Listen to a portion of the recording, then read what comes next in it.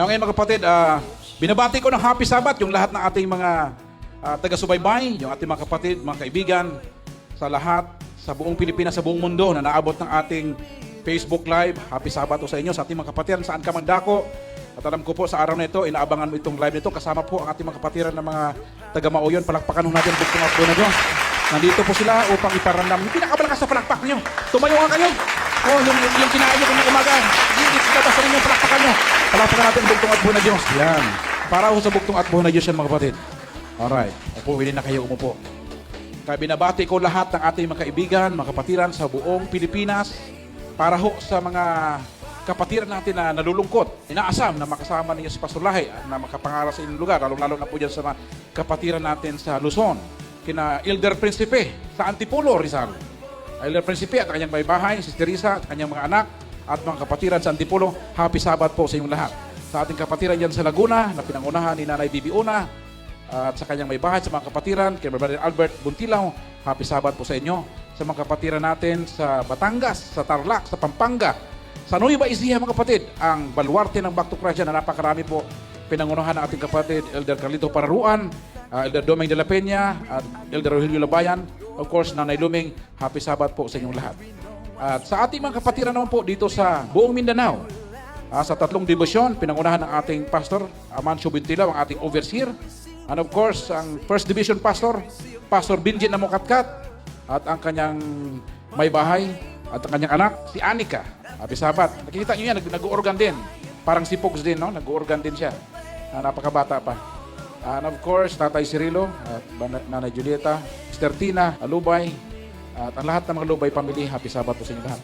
Diyan sa buong, sa Bukidnon, Happy Sabbath, sa Division 1, at sa Bunawan, mga kapatiran sa Bunawan, meron tayong Mother Bing.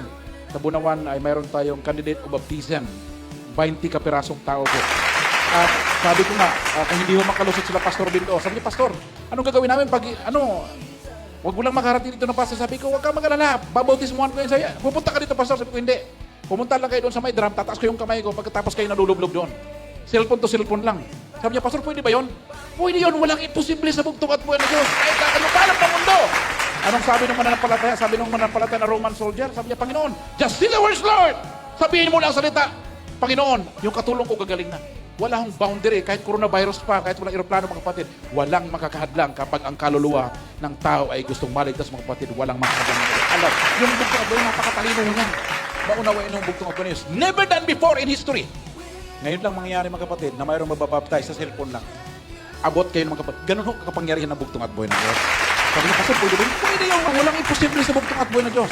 Pero alam ko na may mga pastor naman tayo doon. Kaya 20 po. Doon naman ho sa Upper Luin na mga kapatid, meron din tayong mga baptism, bagong ibabaptize mga kapatid. Ito talaga ay talagang mga bagong sibol. Ito ay mga talaga. Ang dami ho nila mga kapatid, siksikan ho doon sa Upper Luin na. Nakita niyo naman yung pinopost ni Brother Bonnie doon.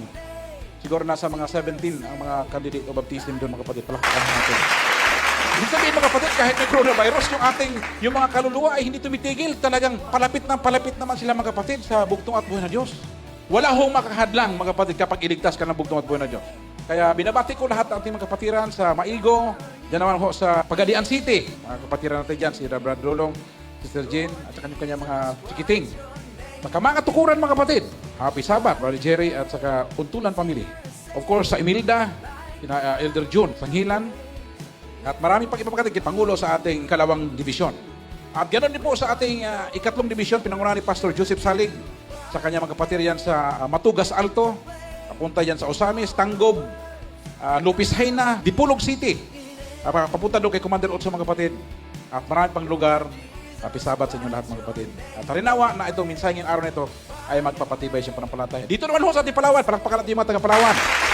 Palakpakan ho natin dito mga kapatid, ang lahat natin dito. Binabati ko po mga kapatid, yung ating kapatid na si Professor Tibo, yung ating kabatak, dyan sa Kabundukan. Nag-usap kami ng Mother Bing kanina, sabi ko medyo malayo na sila sa atin. Kaya ang plano ho natin, napapatay tayo ng simbahan para ho sa mga kapatid nating bata. Amen? Napatay sila ng mga simbahan doon. Tapos palagyan natin ang solar. Walang kuryente doon palagyan natin solar. Ganon din po doon sa bagong simbahan doon sa Ontang Underground River. Sa Sabang, mga kapatid, may bagong simbahan doon. para mayroon si sariling kuryente. Palakpakan natin ang bugtong at buhay na Diyos. So mangyari yun ito mga kapatid, mayroon ng Little Karamay, mayroon ng Sabang, mayroon ng Batang Kapatid. So hindi na tayo mahirapan, may kanya-kanya na hong simbahan at doon po tayo magpapalago mga kapatid ng salita ng bugtong at buhay na Diyos. Ganoon din po sa ating mga kapatiran dyan sa Il Nido, sa Liyo, Palawan, sa Bukana, Il Nido, Palawan, sa ating Kabakto Christian. Happy Sabato sa inyong lahat, nina Pastor Nestor Manga, Sister Pimanga, si Pastor Paghunasan at kanyang may bahay, Sister Lisel, at sa kanyang mga anak. Happy Sabato sa inyo. Of course, dyan sa Aburlan, Palawan, pinangunahan ng ating kapatid, Elder Ruben Dakasin, Sister Dulcie Dakasin. Sa Nara, Palawan, pinangunahan ni Elder Rogelio Corpus. Happy Sabato sa inyo. And of course, dyan naman po sa Punang mga kapatid, pinangunahan po nating kapatid na si Elder Rumbay Nablia at ang kanyang may bahay at sa lahat nating kapatiran dyan sa Brooks Point, si Nanay Makulor, nandyan ata ngayon sa Puerto. Happy Sabat po sa inyong lahat. At halinawang ang bugtong at buhay na Diyos ay patuloy na magpapala sa inyo dyan. Saan man kayo, halinawang itong mensahe na tayo makarating sa inyo. Of course, ating kapatid dyan sa New Zealand, si Brother Alexander sa New Zealand, and of course, Barisami, and of course, si Brother Lorino Linares, na nandyan po sa Saudi. Happy Sabat po sa ating mga kapatiran sa Amerika. Happy Sabat po sa inyong lahat. Just imagine mga kapatid, itong mundo na ito, napakadilim. Kung wala yung salita ng bugtong at buhay na Diyos mga kapatid, wala tayo dito ngayon. Amen. Hindi natin nakilala yung bugtong at buhay na Diyos. Amen. Hindi nyo nakilala ang bugtong at buhay na Diyos at walang sugo na darating sapagkat ang salita ng bugtong at buhay, ito yung gabay natin. Kaya alam mo itong Biblia ito, marami nang umatake dito. Marami ang naninira dito mga kapatid. Alam nyo kung bakit? Kapag wala na kayong pinanghahawakan na salita ng bugtong at buhay na Diyos, kahit sinong tarantado na magsalita dyan, maniniwala kayo. Kaya habat may hawak kayo ng Biblia mga kapatid, pag may nagsalita dyan, kapatid, parang hindi natin mababasa yan. Saan ba mabasa yan dito? Minsan man nagbabanggit ng pangalan ng bugtong at buhay na Diyos, pagkatapos wala namang talata. Huwag kayo agad maniniwala mga kapatid, maliligaw kayo. Kaya pangalagaan po ninyo ang salita ng bugtong at buhay na Diyos. Dahil yun daw ang magagabay sa atin. At ang sabi dito, akin ang Biblia, dahil mahal na mahal ko yan. Ang sabi po ng awit mga kapatid, yan ay salita ng bugtong at buhay na Diyos, na siyang nagpapabanal sa akin, kaya ako nagiging karapat-dapat sa karian. Dahil yung salita ng Diyos ang nag-uutos sa akin patungo sa kanyang kaharian. Akin na yung Biblia dahil nalulungkot ako. Tinutokso ako ni Satanas. Subalit, ang Biblia ang nagpapasaya sa akin para ako ay magtagumpay sa kaaway. Naalala mo kapatid, yung tinutokso yung bugtong at buhay na Diyos, yung ginagamit ni Satanas, anong ginagamit niya? Biblia din ang ginagamit ni Satanas.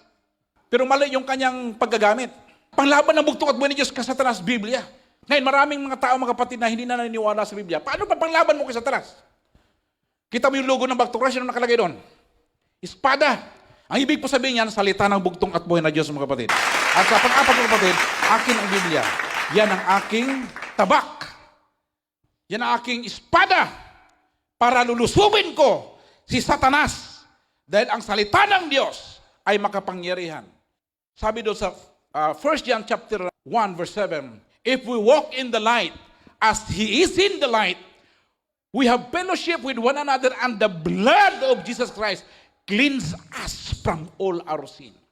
Kapag tayo daw ay naglalakad sa liwanag, katulad sa bugtong at buhay na Diyos nasa liwanag, ang dugo ng bugtong at buhay na Diyos na pinakamakapangyarihan sa lahat, lilinisin niya tayo.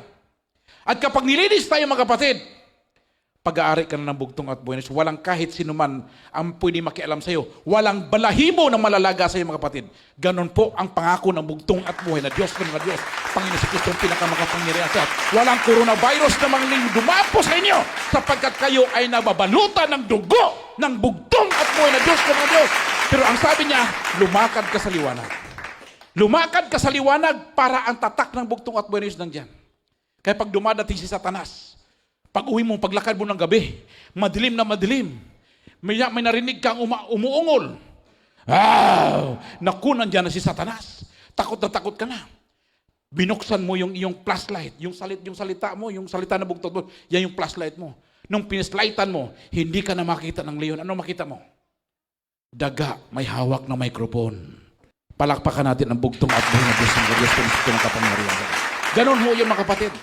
Walang kahit sino man makagapi sa inyo. Hawak na ninyo ang inyong alas. Purihin ang bugtong at buhay na Diyos. Yan po ang topic natin ngayong umaga mga kapatid. Ngayon pag-uusapan po natin sa araw na ito, yung isa sa mga fundamental belief ng back to Christ. Ito po yung ating pinapaniwalaan. Yan papag-usapan natin. Ano ba yung pinaniwalaan natin mga back to Christ? At kapamilya ng bugtong at buhay na Diyos ng mga Diyos. Ang pag-usapan po natin ngayon ay ang salita ng bugtong at buhay na Diyos. Palakpakan natin. Pag-usapan natin yung salita ng bugtong at buhay na Diyos, na ang salita ng bugtong at buhay na Diyos ay mapagkakatiwalaan. Sabi mo sa katabi mo, mapapagkatiwalaan. At ito ang nagbibigay ng direksyon sa ating buhay. Kaya mga kapatid, kapag ako po ay nagtuturo ng salita ng bugtong at buhay na Diyos, at yung aking katibayan, ng aking pananampalataya, na walang pagdududa, walang pagdadalawang isip mga kapatid, na anuman ang sabihin ko, ay makikita sa bawat pahina ng salita ng bugtong at buhay na Diyos ng mga Diyos. At hindi po tayo maliligaw. Ano ba sabihin niyo mga kapatid? Naku, mali ang aral niyan. Makinig kayo sa mensahe ko. I-review niyo lahat ang mga message ko. Kung mayroon kayong nakitang mali, sabihin niyo sa akin. Ang dami na hong mensahe ko mga kapatid. Yung iba, hindi pa niyo narinig. Mayroon akong isang CD. Tataido, yung aking CD. Mga mensahe, mga Bisaya na mga mensahe. Ang dami nun. Hindi lang maintindihan, pero marami kayong makukuha doon. Ngayon, nagtatagalog na po ako mga kapatid para sa ating mga kapatid na sa buong Pilipinas. And after dito, mag-i-English na ako para naman sa ating mga kapatiran na mga ibang lingwahe na naman. Mag-aaral pa ako ng German at saka Korean. Palakpakan natin ang bugtong at buhay na Diyos. Alam niyo kapatid, ano man sabihin natin, kapag hindi tayo sigurado, hindi natin mapagkatiwalaan. Ha? Kaya pa siya, parang nakita ko eh. Na ganon? Ng ganon salita, huwag kayo magtitiwala doon. Parang, di ba sa tingin ko, palagay ko, hindi mapagkatiwalaan yon. Kaya dito mga kapatid, alam natin kung ano ang kalooban ng bugtong at buhay na Diyos. Ngayon, pag may nagtanong sa inyo, mapapagkatiwalaan ba natin ang Biblia? Anong sasabihin nyo? Oo naman. Okay, okay, ikaw, ano sabihin mo? Ano sa kuyunin yun?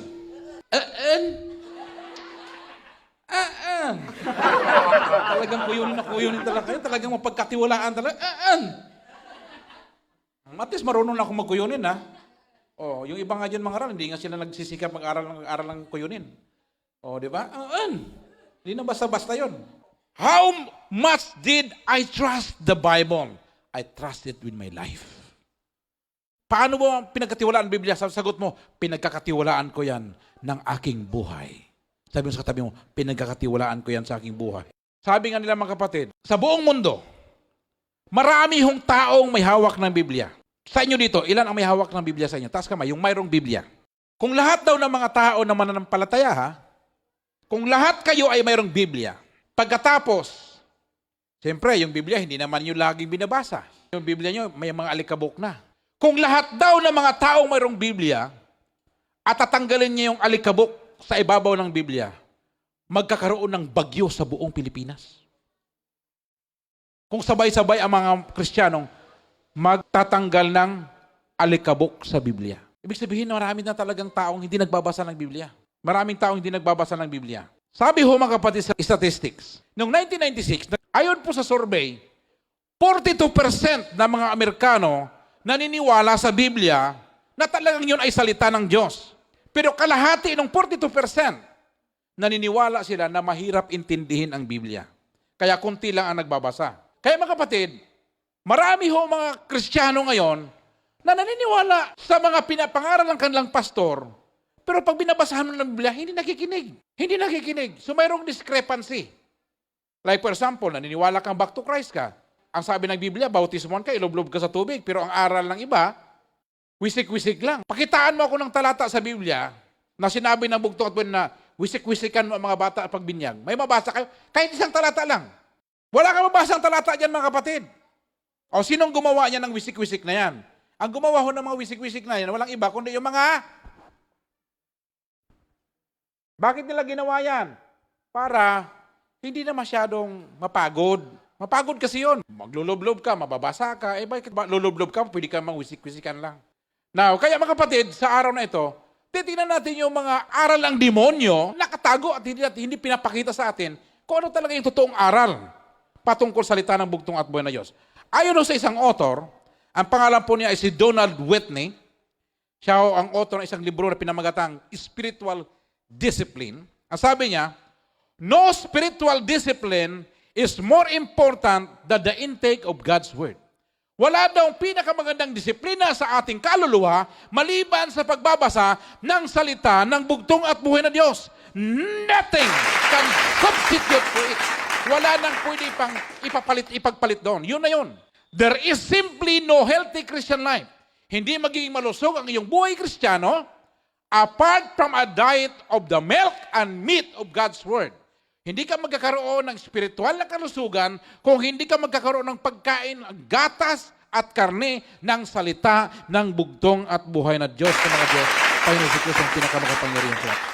Yung mga writer sa Hebrew, mayroon silang nagbigay sila ng mga analogy kung sa paanong paraan magagamit yung salita ng bugtong at buhay na Diyos.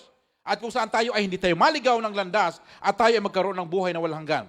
Ang sabi ho sa Hebrew chapter 4, verse 12. Sulat po ninyo dyan, talata.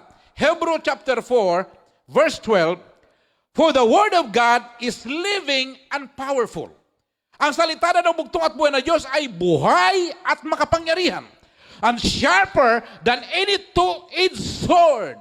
Mas matalas pa sa itak na dalawang talim. Piercing even to the division of soul and spirit. Talagang tumatalab sa iyong boto at papunta sa iyong kaluluwa at sa iyong spirito, and of joints and marrows, and is a discerner of the thoughts and intents of the heart. Ang sabi dito mga kapatid, God's word is living and powerful. Makapangyarihan. Alam niyo mga kapatid, ako ho ay mahilig ako bumili ng dyaryo. Araw-araw ho yan. 3 dyaryo ho ang binibili ko. Updated ho ako niyan. Pero yung dyaryo mga kapatid, pag binili mo yan ngayon, pagdating na bukas, anong mangyari sa balita na yon? Panis na yon. Gusto nyo pa bang basahin yung dyaryo na panis na? Anong ginagawa ng dyaryo? Yung ginagawang dyaryo, ginugupit ni Brad Rolly, binabalot sa ampalaya. Bakit? It is the rule of Christian faith and practice. Alam nyo mga kapatid, yung mga original manuscript, yung Hebrew, yung Aramaic, at Greek, yan yung mga original language. Kaya, tagtinan mo mga kapatid, maraming bumabatikos. Like for example, yung pangalan na Jesus Christ. Yung salitang G, hindi pa ho na-invento yung salitang letter J. Kaya hindi pa ho Jesus Christ at tawag noon. Jesus. Kasi wala pang letter J noon. Okay? Bago lang ho yung letter J na invento. But the original language of the name of Jesus Christ is Yeshua Yahweh. Everybody say Yeshua Yahweh. Yeshua Yahweh. Yan yung original na pangalan ng bugtong at buhay na Diyos. Kaya pag ginagamit na dapat, teaching you a little bit of Hebrew. Yung Shalom Aleichem. That yung mga Hebrew language ng mga kapatid. Alam niyo mga kapatid, pagpalain ka nawa ng bugtong at buhay na Diyos.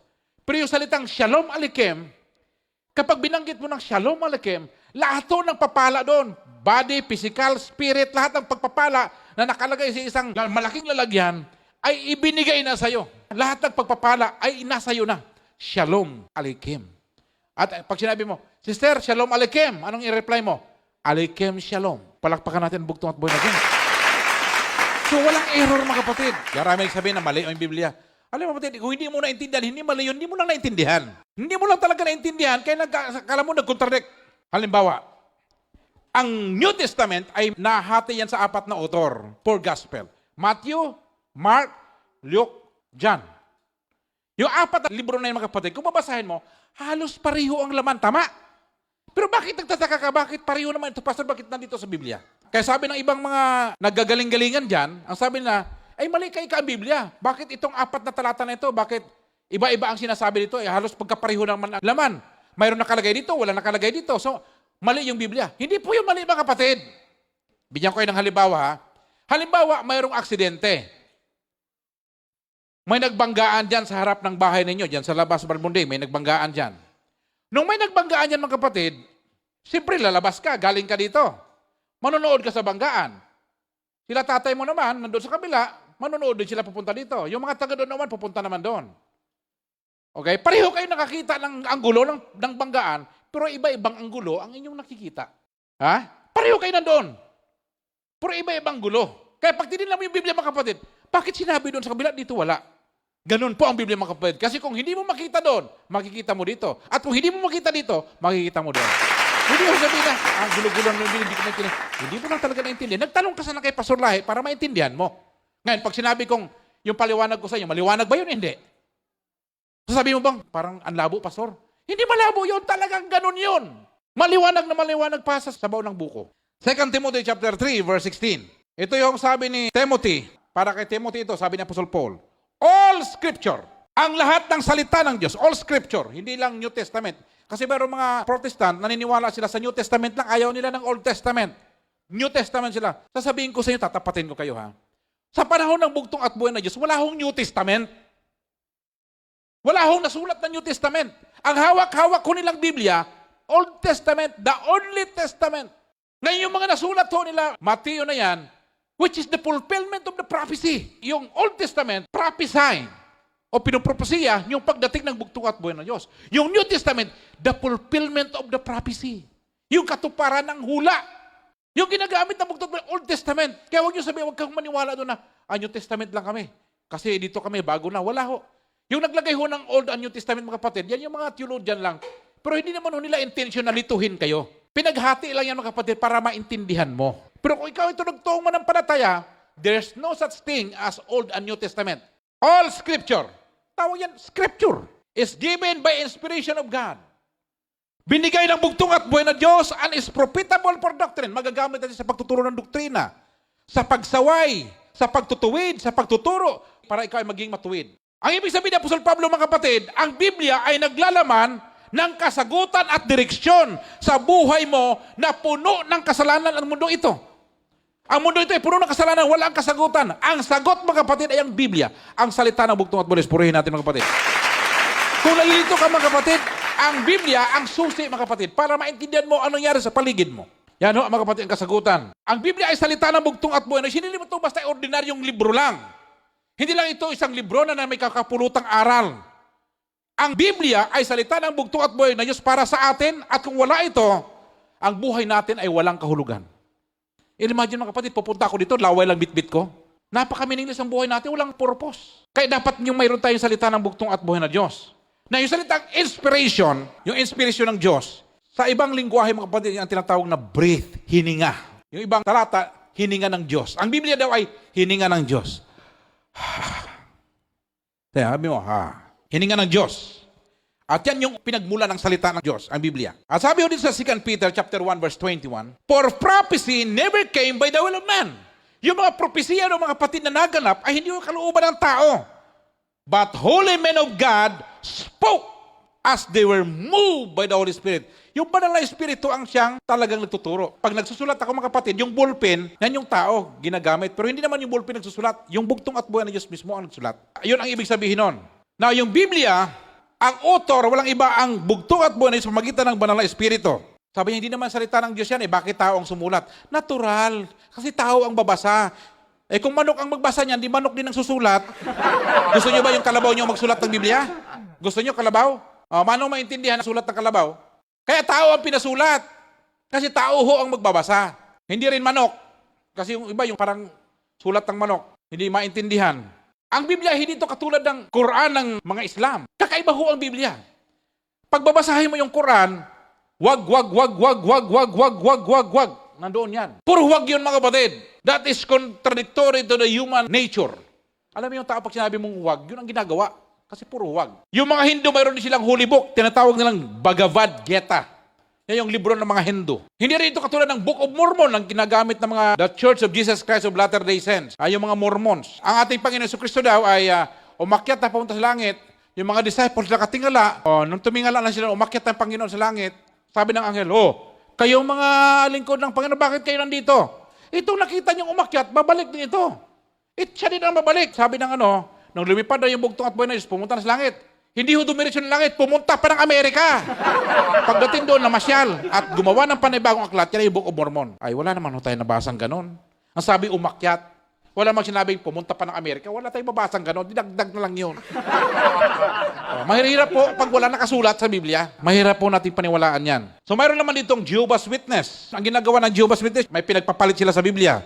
Ang founder naman si Joseph Rutherford at saka Charles Taze Russell. Sila yung founder ng Jehovah's Witness. Lahat ng mga pangalan sa Biblia na may Diyos, nilagyan nila ng Jehovah, lahat. Ngayon, paniniwala ng mga kapatid, mayroong Diyos na malaki, which is Jehovah, at Diyos na maliit, which is Jesus Christ. Yun ang doktrina nila. Ay yung salitang El Gibor, yung El Gibor, mga kapatid, Pag sinasabi ng salitang Hebrew na El Gibor, ang ibig sabihin niya, Jesus Christ yun.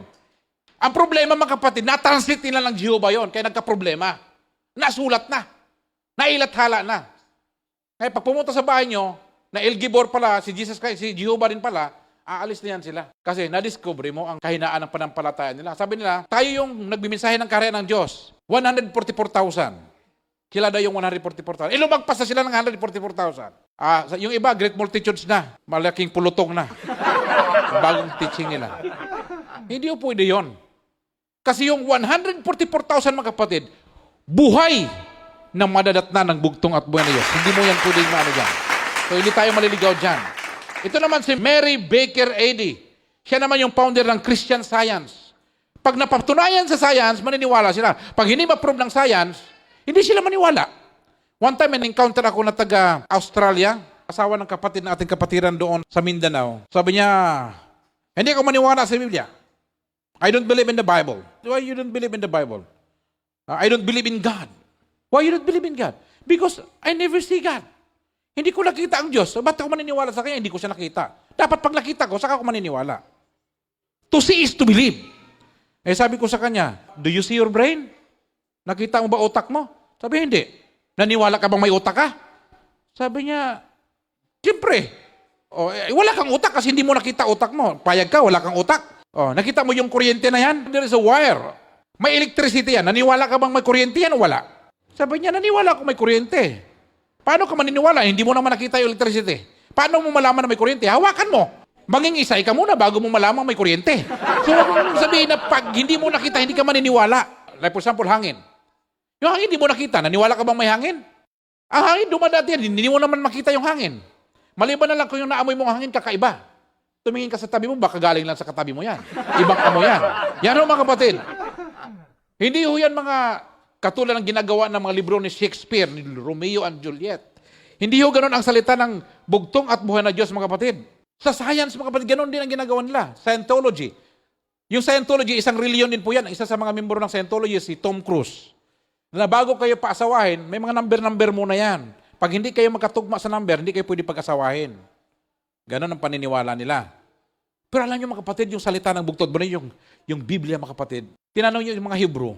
Alam niyo mga Hebrew mga kapatid, sila yung mga nangunguna sa mga invention. Di ba yung nakikita yung location mo, yung mga Google na yan? GPS? Ang gumawa ho niyan mga Hudyo po mga kapatid, pinaglumaan na nila, sa kanila ibininta sa mga tao. Pinaglumaan na nila yung GPS. Sila ho naka-imbento niyan. At tinanong yung mga scientists, paano nyo nagagawa itong mga bagay na ito? Paano kayo nakadiscover ng mga bago? Alam mo, sagot nila, all our scientific discovery is hidden in every letters and alphabet in the Bible. Ayaw mga kapatid, ang salita ng Diyos ay nagbibigay sa atin ng meaning. Kita mo, mayroong feeding program tayo. Mayroon nagbibigay ng mga pagkain, namibigay ng damit. Lahat ng mga relief goods, mga kapatid. Sino ang mga founder niyan? Lahat mga Kristiyano yan, mga kapatid. Saan naggaling yan? Sa Biblia. Sabi ng Buddha Brothers, lahat ng mga mahirap, lagi yung kasama, pero ako hindi. Yung mahirap nandyan. Remember one time, mga kapatid, during World War II, mayroon isang tao, marami hong mga bata na orphans, namatay na yung mga magulang ng World War II. Mayroong isang orphanage doon, ang nagmamahala ng orphanage ay mga madre. Ay maraming bata sa labas at gustong pumasok doon kasi wala nga pagkain, magugutuman sila. Sabi niya, sister, papasukin yung mga bata. Sabi niyo, hindi na pwede, punong-puno na at wala na kaming pampera, pampakain sa mga bata. Sabi niya, kawawa yung mga bata. Anong gagawin ito? Mamamatay itong mga bata. Kinuha ng madre yung bata, ibinigay doon sa lalaki, anong gagawin mo? Hawak-hawak niya yung bata. Ang ginawa niya, nagbigay siya ng pera, pinapasok yung ibang bata, pero marami pa rin natira. Kaya siya gumawa ng organization, ang pangalan niyan ay World Vision. Yung World Vision, mga kapatid, yan yung mga nagpapaaral sa mga bata, hirap na hirap magpaaral. Sila yung nagpapaaral. Organization po yan, mga kapatid. Isang mananampalataya. Yun naman pong Red Cross. Nung nagkaroon po ng gira, mga kapatid, nakita ng isang sundalo na sumali sa gira, nakita niya napakaraming left and right nangamatay. Sabi niya, yung mga tao na mamatay na lang sa walang tumutulong.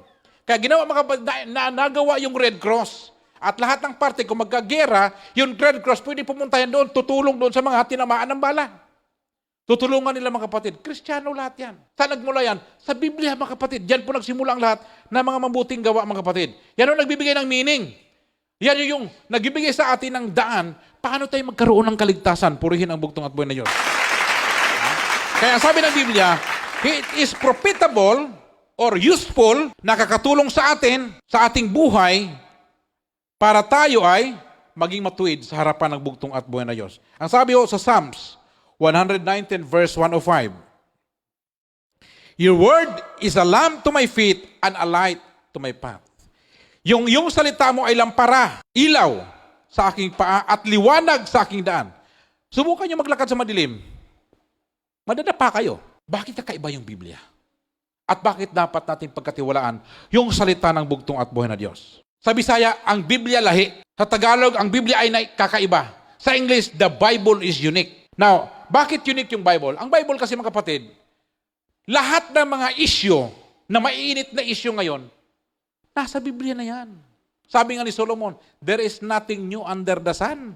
Wala nang bago, nasa Biblia na. Ito sabihin ko sa inyo ha, yung bugtong at buhay na Diyos, papagaling ng karamdaman. Kung makahawak kayo ng Quran, wala kang mababasa sa Quran na si Allah ay ng gamot ng sakit.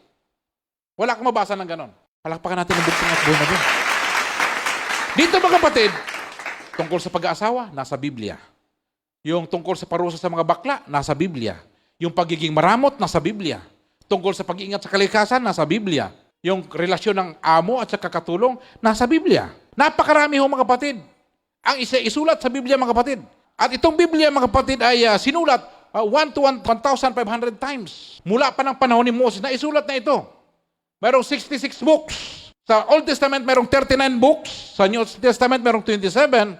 At isinulat ito sa Hebrew, sa Aramaic, at sa Greek. Iba-iba ho sumulat ito. Mayroong sumulat na hari, mayroong nagbabantay ng mga tupa, may mga sundalo, may mga politiko, may mangingisda, mayroong mga pare, may mga propeta, mayroong doktor.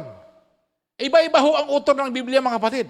At iba ito mga kapatid ay naisulat sa disyerto, yung iba si Pablo nasa kulungan, yung iba naman nasa palasyo, iba-ibang lugar. At iba-iba ho ang style ng pagkasulat. Hindi lang basta sulat mga kapatid. Iba-ibang style. Mayroong historical, mayroong legal, mayroong para sa kalaman, Proverbs and Psalms, may awit, may mga talinghaga. Iba-iba hong paraan mga kapatid ang ginamit at mayroon ding prophetic. At mayroon namang isinulat, lamentation, isinulat sa panahon ng kalungkutan, mayroon din namang sinulat sa Biblia sa panahon ng kagalakan. Iba-iba rin ho ang utor nito mga kapatid. At pinapakita dito kung paano iniligtas ng bugtong at buhay na Diyos ang sangkatauhan. Purihin natin ang bugtong at buhay na Diyos. Pinapakita dito mga kapatid kung ano ang totoong sitwasyon natin bilang tao na nawala na tayo ng landas. Kaya nga po mag-back to Christ tayo. Magbalik loob sa bugtong. Kasi nawala tayo. At paano ka babalik? Anong dapat mong gagawin bago ka babalik sa bugtong at buhay na Diyos? Now, paano niya tayo niligtas? Nagsakripisyo ang ating bugtong at buhay na Diyos. At sino manampalataya sa Kanya ay magkaroon ng buhay na walang hanggan. Kaya dito mga kapatid, pag binasa mo sa Genesis, nakita mo yung kasaysayan kung paano nawala yung paraiso sa atin. Paano nawala yung kaharian sa atin. Pag binasa mo naman sa Apokalipsis, sa huling aklat ng Biblia, makita mo doon paano naibalik sa atin ang kaharian ng Diyos. Paano tayo mananahan sa paraiso ng Diyos. Kaya sabi ko mga kapatid, ako na ang pinakamasayang tao sa mundo. Alam kung bakit ako nagpastor. Ayaw ko kasi masayang yung buhay ko. Pwede naman ako mag-abogado, pwede naman ako maging doktor, pwede ako maging singer, pwede composer. Sanlibutan pwede yan.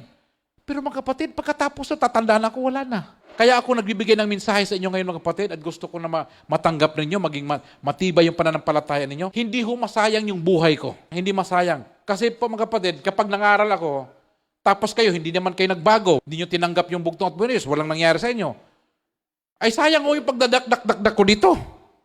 Tatayo na ako sa harapan ng bugtong at buhay, saan ka? Impyerno ka. Bakit ako may impyerno?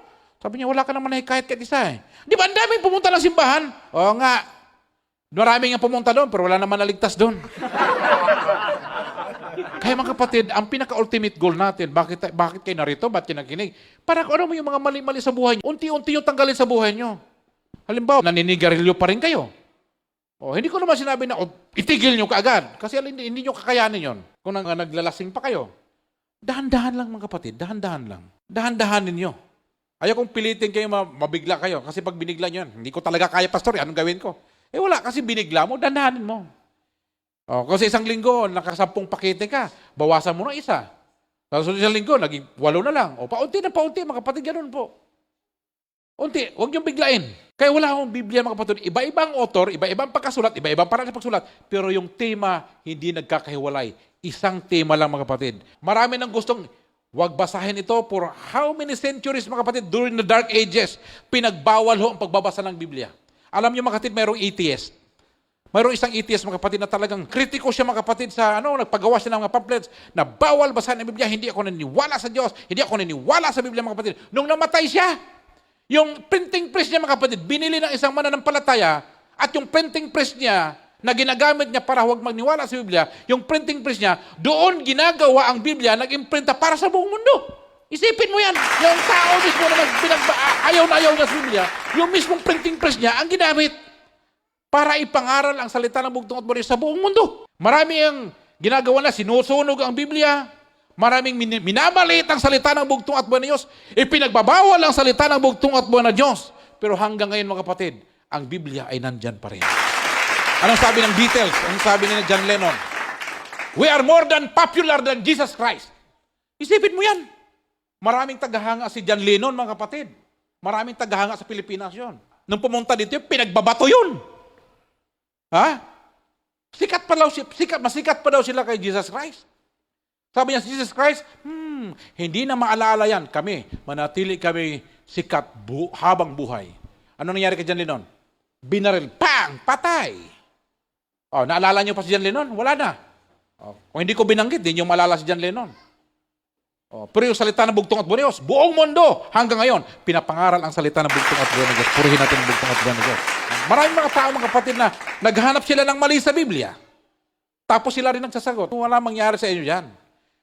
Kung naghanap kayo ng mali sa Biblia, mag-comment kayo sa mga programa ni Pastor Lahi. Marami kayong sabihin, Biblia, evil book na yan, masama yung Biblia. Okay naman, sabihin nyo yan. Pero huwag nyo asahan na hindi kami mag-react. Bakit? Pumasok kayo sa wall namin, magtanong kayo, nagsalita kayo ng statement, narinig namin, sasagot kami sa inyo. Ngayon, kung hindi nyo nagustuhan yung sagot namin, problema nyo yan. Basta sinabi namin ang totoo, na kami ay naniniwala sa salita ng bugtong at buhay na Diyos. And one time, si Brother Gilbert, pinatawag siya doon ng kapitbahay kasi may tinatamaan siya eh. At yung kapitbahay, sabi niya doon, ayoko na, okay nangaral ka dyan, sumisigaw-sigaw ka, pinapatamaan mo kami. Kasi hindi ka naman namin pinapatamaan. Nagkataon lang na mayroong tatanong sa amin, sinasagot namin. Wala naman kami pakialam. Alam niyo, mga kapatid, nag-aral ako sa Catholic school. Marami akong kaibigan ng mga pare. Mga madre, kaibigan ko, best friend ko pa. Doktrina nila yan. Hindi naman ako pagising ko sa umaga, binibirahan ko yung mga tao na hindi natin ugali yan. Ginagalang natin yung pananampalataya nila, mga kapatid. Pero kapag may nagtanong sa atin, alangan namang manahimik tayo. Kailangan natin silang sagutin, pero hindi natin sila binibira. May nagtanong sa amin eh. Dapat natin sagutin. Kaya kung ayaw nyo yung sagot namin, problema nyo yan. Pero bakit tayo nangangaral? Maaaring hindi ka naniwala kay Pastor Lahi ngayon. Pero malay mo, bukas o makalawa, hinipo ka ng banal na espiritu at naalala mo yung pangaral ni Pastor Lahi at nagbago ka. At least yung tinanim ko na salita ng bugtong at buhay na Diyos, nagbunga sa puso mo.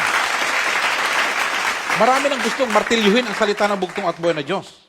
Pero anong sabi ng bugtong at buhay na Diyos? Marcos 13:31. Mark 13, verse 31. Heaven and earth will pass away, but my words will by no means pass away. Mawala man ang langit ug ang yuta, pero ang akong pulong, dili mawala, magpabilin hingtod sa kanturan. Sabi ng bugtong boys, mawala man ang langit at mawala man ang lupa, ipadyak yung paa nyo. Padyak. Mawala man ang lupa. Nandyan pa ba ang lupa? Nandyan pang salita ng bugtong at buhay ng Diyos, hindi mawala. Hanggat may lupa kang inaapakan, ang salita ng bugtong at buhay ng Diyos na nanatili hanggang kailan pa man. Very unique po ang salita ng bugtong at buhay ng Diyos. Pangalawa, ang salita ng Diyos ay accurate. Parang pana yan, mga kapatid. Bullseye palagi, mga kapatid. Accurate. Ang Biblia, mga kapatid, lalo na yung mga propesiya, mga kapatid. Kapag mayroong mga propesiya sa Biblia, accurate yan, talagang nangyari sa tamang paraan yan, mga kapatid. One time, nung ako ay nagtatrabaho sa Boracay, dahil ako ay Bible student ako, since when I was in high school, elementary and high school, talagang palabas ako ng Biblia, lagi ako nagbabasa, mga kapatid. At lagi ko nababasa yung mga Hudyo. Kaya nung dumating ako sa Boracay, ang ginagawa ko, mga kapatid, gabi-gabi, doon ako nagtatambay. Mayroon kasing restaurant ng mga Hudyo doon. So doon ako nagtatambay sa kanila, I make friends with them, maging nakaibigan ko mga Hudyo, At nakikipag-usap ako sa kanila, and then mayroon ako na-encounter na isang Hudyo, sabi, hindi ako naniniwala sa salita ng Panginoon, hindi ako naniniwala sa Biblia. Hudyo siya, hindi siya naniniwala sa Biblia. At yun ang paniniwala niya mga kapatid. Sabi niya, tao lang gumawa yan, hindi ako maniwala dyan. Then, pinaliwanag ko sa kanya kung gaano ka-unique ang salita ng bugtong at buhay na Diyos. Na ito ay salita ng Diyos, ang propesya dito ay talagang accurate. At pinakita ko sa kanya ang accuracy. 100 years, mga kapatid, bago ipinanganak ang bugtong buhay na Diyos, mayroong propesya dyan. Bigyan ko kayo ng halimbawa. Ha? Ang sabi ng bugtong at buhay na Diyos sa Babylon, yung Babylonia, yung kaharian ni Hari Nebuchadnezzar. Ang sabi ng bugtong at buhay na Diyos, ang Babylonia ay wawasakin at wala nang kahit isang taong titira doon. Kundi mga hayop ang titira doon. Ngayon, yung ginawa ng ibang mga skeptic, yung mga hindi naniniwala sa Biblia, pumunta doon.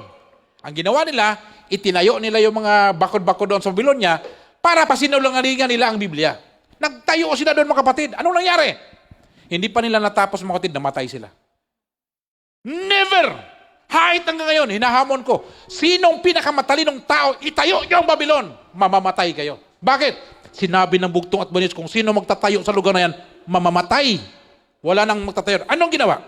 Halimbawa, si Saddam Hussein, ang Babylon kasi Iraq yan eh. Ang ginawa ni Saddam Hussein, itinayo niya uli yung Babylon. Tinayo niya. Anong nangyari kay Saddam Hussein? Patay rin. Sinabi na ng bugtong at buhay na Diyos, sino magtatayo niyan?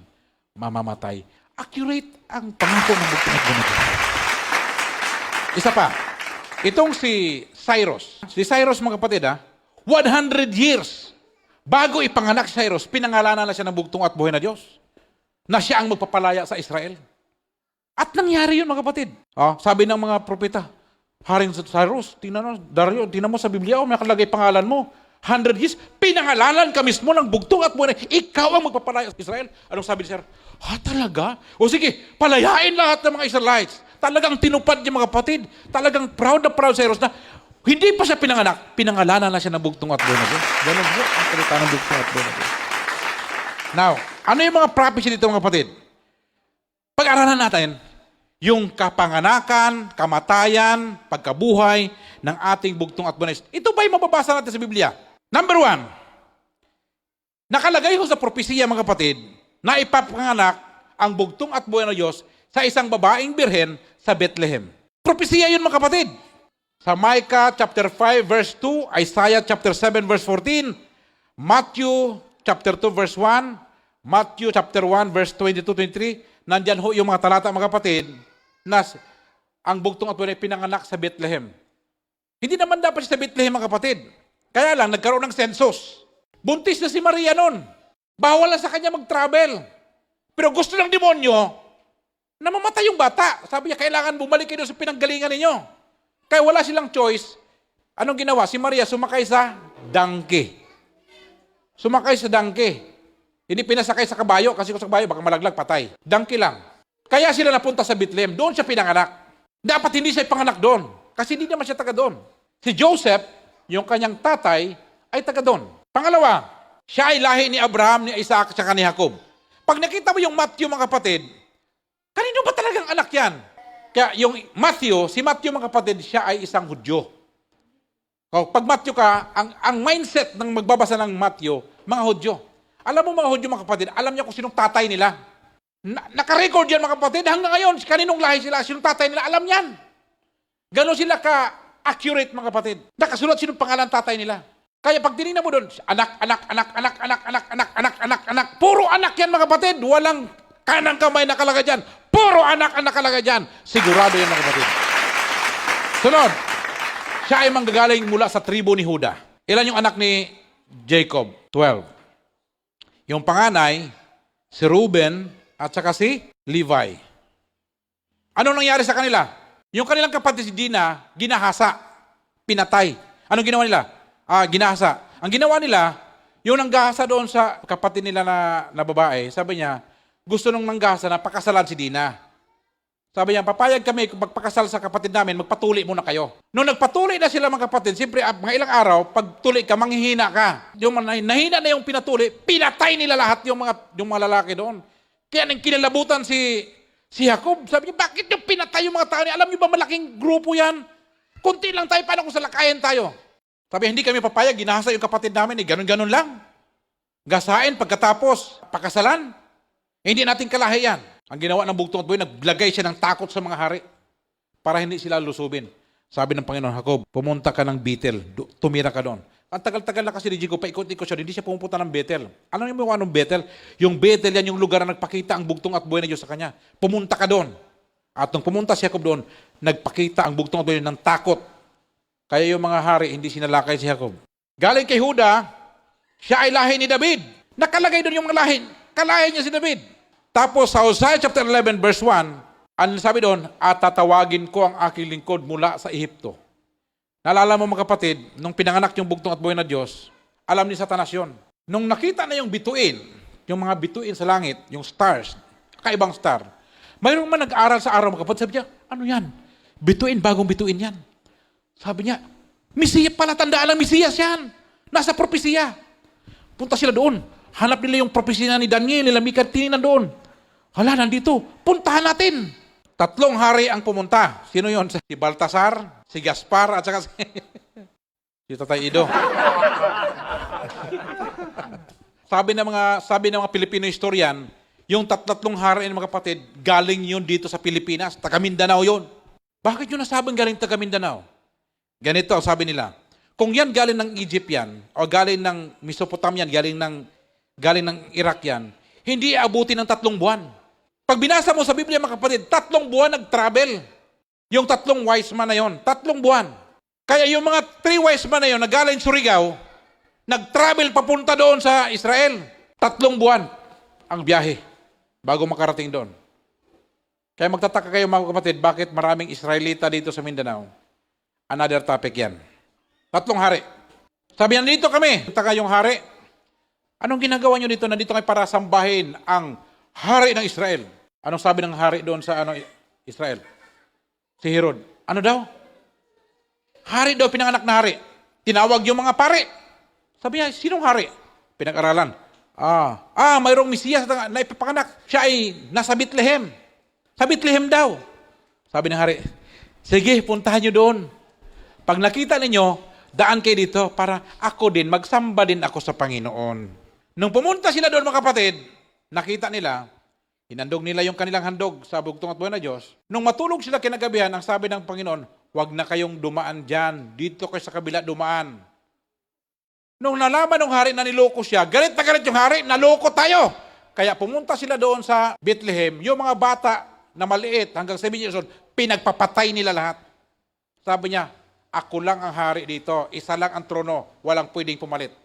Kaya yung mga bahay doon sa Bethlehem, mga kapatid, pinagpapasok, pinagpapatay yung mga bata. Ngayon mga kapatid, saan nakapropesiyan? Jeremiah chapter 31 verse 5. Natupad yan, Matthew chapter 2, 16 to 18. Yung propesiya mga kapatid na pinatay nandoon, natupad mga kapatid. Pero bago dumating yung mga pumatay doon sa mga bata, doon sa Bethlehem, ginising ni Gabriel si Jose. Jose, gumising ka. Sabi niya, ano yun? Umalis ka na dito dahil yung bata papatayin. Umalis. Ginising niya si Maria. Alis. Alis sila doon mga kapatid. Gabi. Maya-maya dumating na yung mga kabayo. Pinagpapasok lahat ng mga babae. Lahat ng mga lalaki pinatay. Nagtago sila doon sa Egypt mga kapatid. Pagbalik nila, tumira ang Panginoon sa Nazareth. Kaya dito sa Isaiah chapter 40 verse 3 to 5, natupad yan Luke chapter 3 verse 3 to 6, doon na tinawag siyang Nazarene. Everybody, Nazarene. Kaya pag nakita niyo yung Panginoon, bakit mahaba yung buhok niya? Bakit mahaba yung buhok ng bugtong at buhay na Diyos? Alam niyo kung bakit? Yung mga Nazarene kasi mga kapatid, mayroon yung panata. Kahit tayo, pwede tayo maging Nazarene, pero mayroon ka panata. Yung panata ng Nazarene mga kapatid, hindi yan sila kakain ng laman. Ang pagkain nila dyan ay pukyutan at saka yung tinatawag nating locust tree. Vegetarian. Kasi mayroon silang panata sa bugtong at buhay na Diyos. Mayroon silang panata. Si Samson Nazarene yon. Kaya mahaba ang buhok. Kaya yung si Jesus kayo nakapako, mahaba ang buhok. Bakit mahaba ng buhok? Kasi hindi sila nagpaputol ng buhok kasi kasama yun sa kanilang sumpaan sa bugtong at buhay na Diyos, ng mga Diyos, Panginoon Jesucristo ang pinakamakapangyarihan sa Diyos. Kaya kung kayo ay gusto nyo manumpa sa bugtong at buhay, meron kayong usapan, agreement kayo, nagpapahaba ka ng buhok, Ano ibig sabihin nun? Mayroon kang agreement sa bugtong at buhay. Si Samson, mga kapatid, may panata yon. Sabi ng bugtong at buhay na Diyos, hanggat mahaba ang buhok mo, malakas ka. Wala naman ang lakas ni Samson na sa buhok. Ang lakas na doon sa pangako ng Diyos na pag mayroon kang panata sa kanya, bibigyan niya ng lakas si Samson. Yon ang sekreto doon. And then, bago darating ang bugtong at buhay ng Diyos, mayroong sugo na ipapadala. Isaiah chapter 40 verse 3 to 5. Bago daw darating ang bugtong at buhay ng Diyos, mayroon daw bugtong na sugo na ipapadala. Bago dumating ang bugtong at buhay ng Diyos, mayroong sugo na ipapadala. Si Father Lahi, ang daladala niya na pattern ay si Elias, ang bugtong na sugo. Pagbalik ni Elias, babalik daw si Elias sa katauhan ni Juan Bautista, ang espiritu at kapangyarihan ng bugtong na sugo, at ngayon ay si Pastor Lahi na. Lahat ng tumanggap ng pabalitang ito, yung espiritu at kapangyarihan ng bugtong na sugo, matatanggap mo din. Kasi yung pagiging bugtong na sugo, mga kapatid, yung espiritu at kapangyarihan, hindi yun limited sa isang tao. Yan ho ay pwede palaganapin. Kaya sabi ho, ng bugtong at buhay na Diyos kay Moses, Moses, tawagin mo lahat ng matatanda sa iglesia sa iyong bawat tribo ng Israel, upang ang espiritu na nasa iyo ay ililipat ko sa kanila.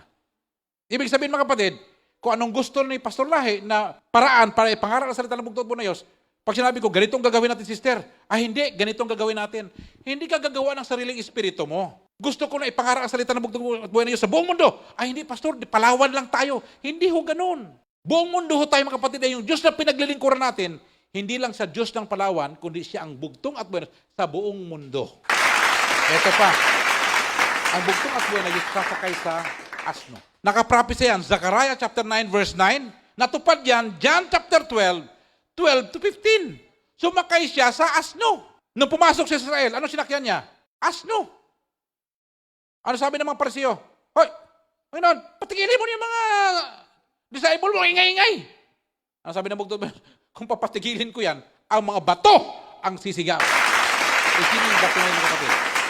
Sabi niya sa Pedro, kayong nanampalataya sa bugtong at buhay na Diyos, kayo ay mga batong, kayo ay bato na naging batong buhay. Sino yon? Tayo yon, mga kapatid, na mga hintil. Palakpakan natin ang bugtong at buhay na Diyos. Ano pa? Propesiya ito, mga kapatid, ha? Kung ang Biblia ay hindi totoo, hindi mapagkatiwalaan, bakit nakapropesiya to? Alam niyo ba kung magkano ang ipagkakanulo ang bugtong at buhay na Diyos?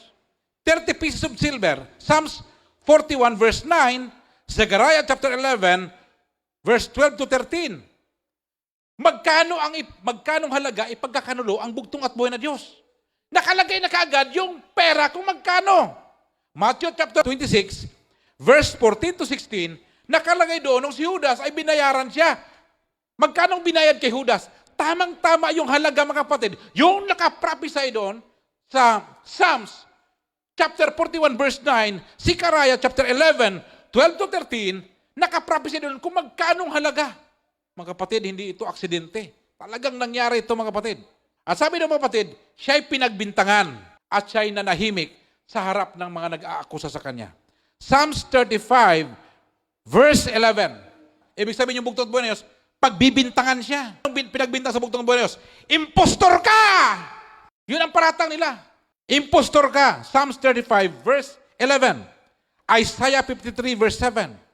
Yan yung mga propesya, mga kapatid, na pagbibintangan yung bugtong at buhay na Diyos. Natupad yan, Mark chapter 14 verse 57 to 58 at saka Mark chapter 15 verse 4 to 5. O ito pa. Ang Panginoon ay ipapako sa krus. Nakapropesiya na yun, mga kapatid.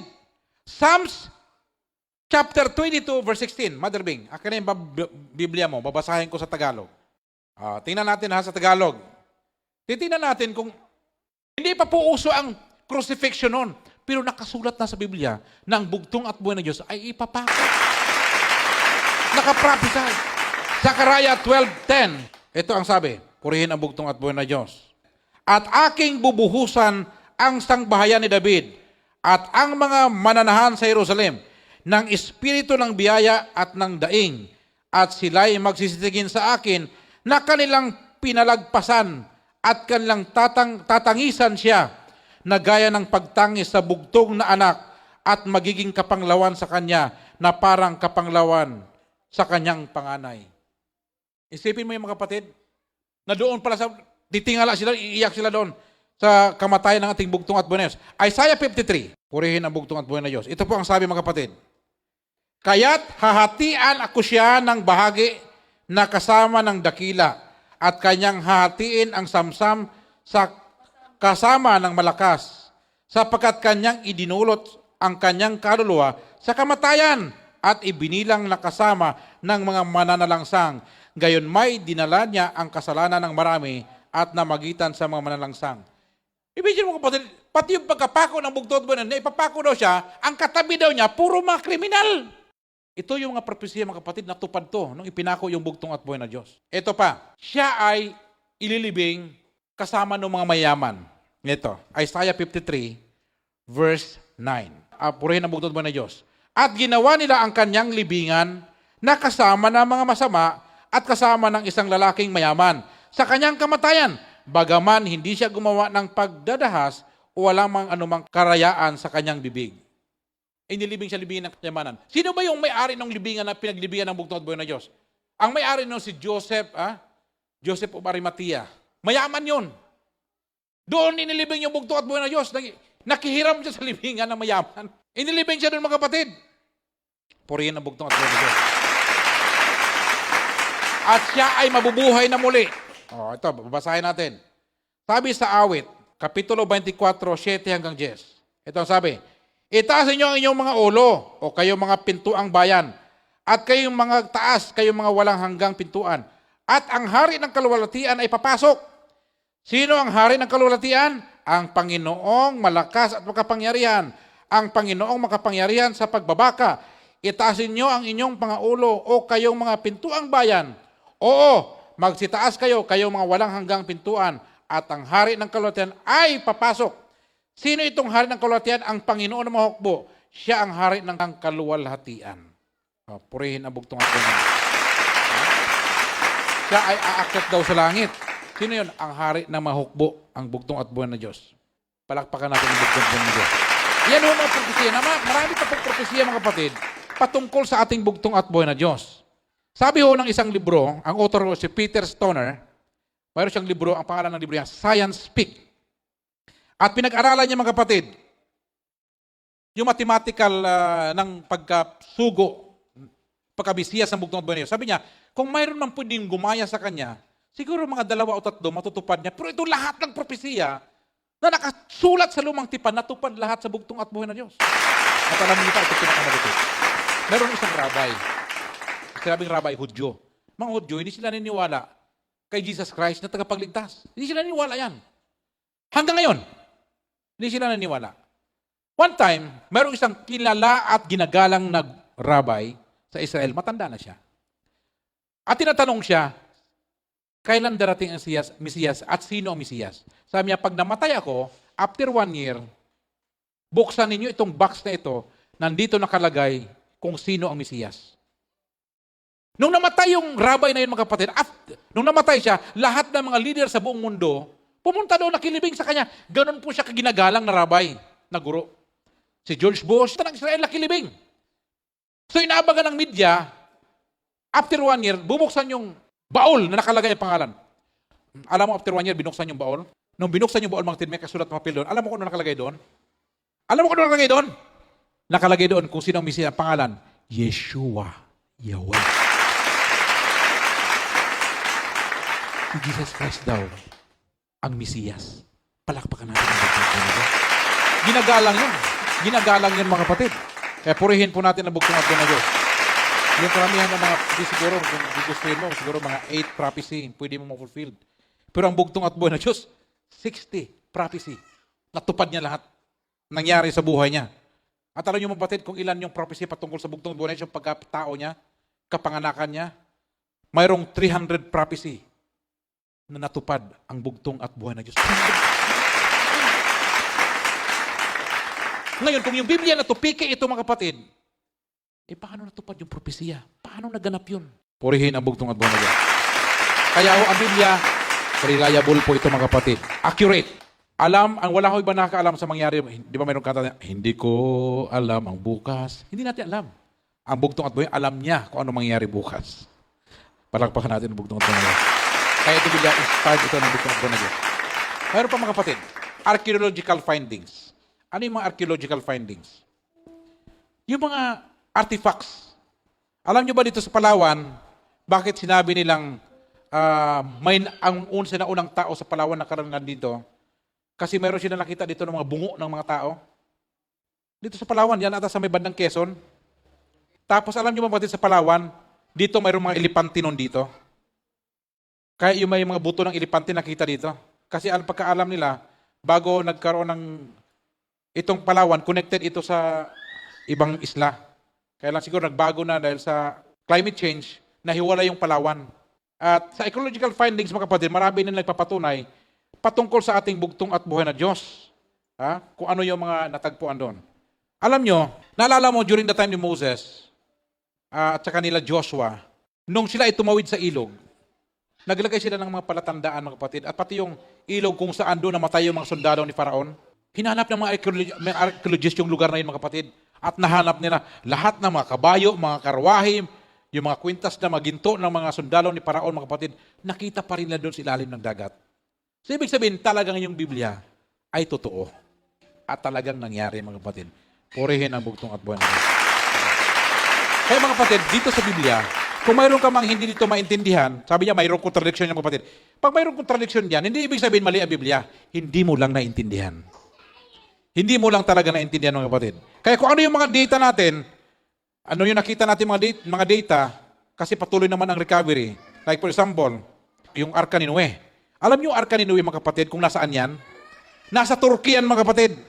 Nasa Turkey yung Arka ni Noe. Yung Turkey, mga kapatid, kaya hindi mapunta ng mga Bible scholar yan. Kasi binakuran yan ng mga Turkish. Kasi bundok yan. Kabilang lugar niyan, boundary niyan ay ibang bansa na rin. Kaya nila binakuran yun para walang pumunta doon. Pero nandoon yung Arka ni Noe sa Turkey. At alam niyo ba kung nasaan yung trono ni Satanas? Nasa Turkey. Doon nakatira si Satanas. Kaya mga kapatid, pag mayroong mga bagay na hindi napaliwanag sa Biblia, hindi ibig sabihin mali ang Biblia. Hindi mo lang naintindihan. Okay? Halimbawa ito, a text taken out of context is a pretext. Kasi maraming mga tao na kinukot nila yung Bible. Maraming mga tao na mali ang Biblia, magkukot ng mga talata sa Biblia. Alam nyo, wag ho kayo magkukot sa Biblia kung hindi kayo naniniwala sa Biblia. Magkukot ka lang kung naniniwala ka. Kung hindi ka naniniwala, wag ka magkot. Kasi sabi mo mali nga eh. Yung iba naman dahil sabi nila, maraming ginawa ang Panginoon na hindi nakasulat sa talata na ito. Napakaraming ginawa niya na hindi nakasulat. Marami daw ginawa ang Panginoon na hindi nakasulat. Kaya gumawa kami ng Third Testament. Kasi yung hindi nakasulat, sinulat namin dito. Tama din. Pero basahin mo yung talata, karugtong nun. Ngunit, ang Biblia ay isinulat upang kayo ay magkaroon ng kaligtasan. Ibig sabihin, saan tayo magkaroon ng kaligtasan? Yung nakasulat, kung ano nakalagay dito. Hindi nakasulat, huwag mo lang hanapin yung hindi nakasulat. Maraming mga bagay, mga kapatid, na hindi na nakasulat sa Biblia. Pero huwag mo nang tanungin kung ano yung mga bagay na walang kaugnayan sa kaligtasan. Ang siguraduhin mo lang, maligtas ka. Pagkatapos pagligtas ka na, pagdating mo na sa langit, itanungin mo yung bugtong at buhay na Diyos doon na ano ba yung marami akong tanong sa'yo, sagutin mo ako. Huwag ka lang magtanong. Ang importante, ngayon, dapat ikaw ay maligtas. Purihin ang bugtong at buhay na Diyos. Kaya ang Biblia, mga kapatid, ay maraming kasagutan para sa atin. At ang sabi ho, mga kapatid, sa banal na kasulatan, John chapter 5, verse 39, you search the scriptures, for in them you think you have eternal life, and these are they which testify of me. Sinisiyasat mo ang banal na kasulatan para ikaw ay magkaroon ng buhay na walang hanggan. At itong Biblia na ito ay tumutukoy sa akin. Kaya purihin natin ang bugtong at buhay na Diyos.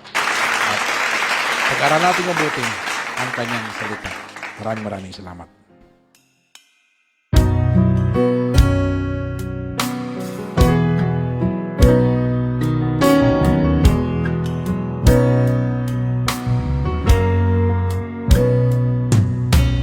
Lord is my life and my salvation.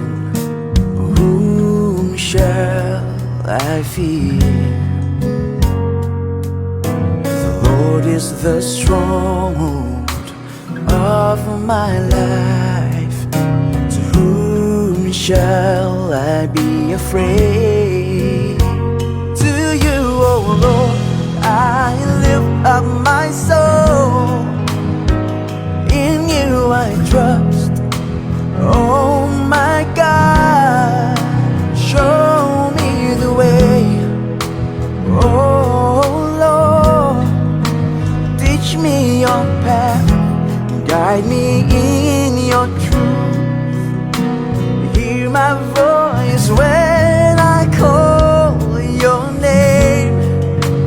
You are my God of my salvation.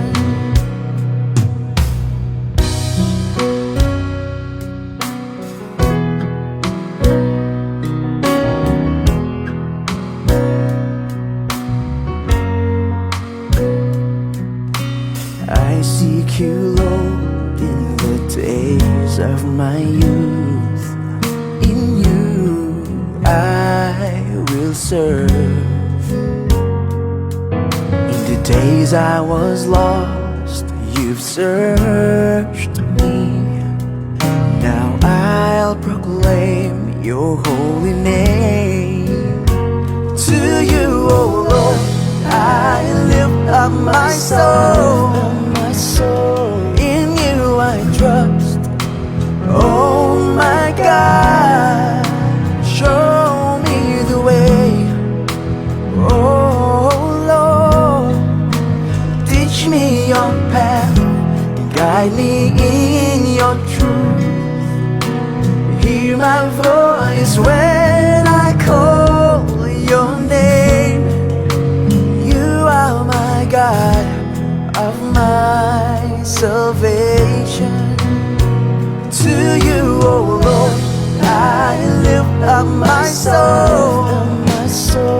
In you I trust.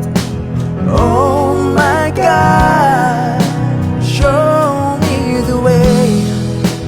Oh Lord, teach me your path, guide me in your truth. Hear my voice when I call your name. You are my God of my salvation.